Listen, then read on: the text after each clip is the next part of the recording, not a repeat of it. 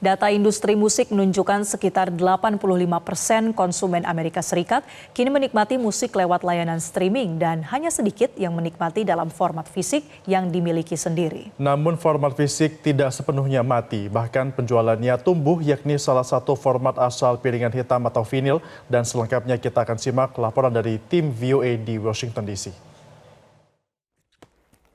Dua pemilik toko piringan hitam, Josie Records di Dallas, negara bagian Texas, masih ingat saat penjualan mereka mulai lesu. Ini terjadi sekitar tahun 2000-an awal. Our record stores were floundering. And this was peak digital download and Apple iTunes and stuff like that. So just the hardcore vinyl buyers were left buying at record stores. So there was few record stores left. There was a dwindling business model. Tapi belakangan musik dalam format fisik, terutama piringan hitam vinyl, melakukan comeback. For us, records have never gone out of style. We started collecting records in our teens, so that would have been in the 80s, and it just never left for us. But there are whole generations that grew up without vinyl. They grew up with just downloads. So there is a whole generation that didn't see that, but are coming back to it now to see that you get more of a tactile experience. Menurut Asosiasi Industri Rekaman Amerika Serikat, selama 2023, penjualan piringan hitam tumbuh 10% dibandingkan tahun sebelumnya. Menurut asosiasi yang sama, penjualan piringan hitam telah meningkat 17 tahun berturut-turut dan baru-baru ini menyalip penjualan CD.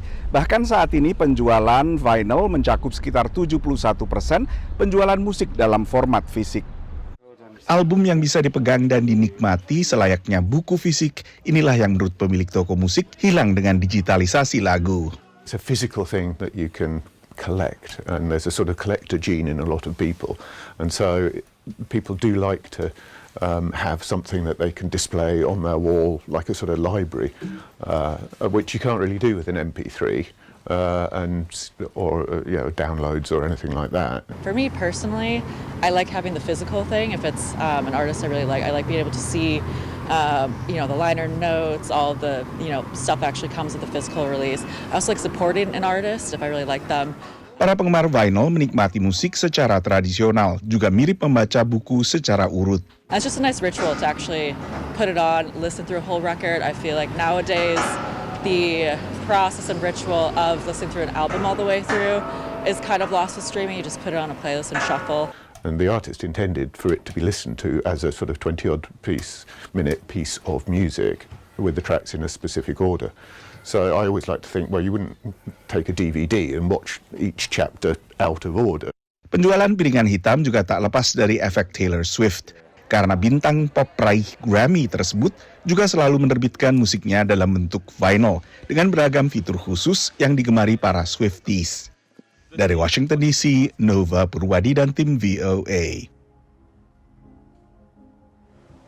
Jelajahi cara baru mendapatkan informasi. Download Metro TV Extend sekarang.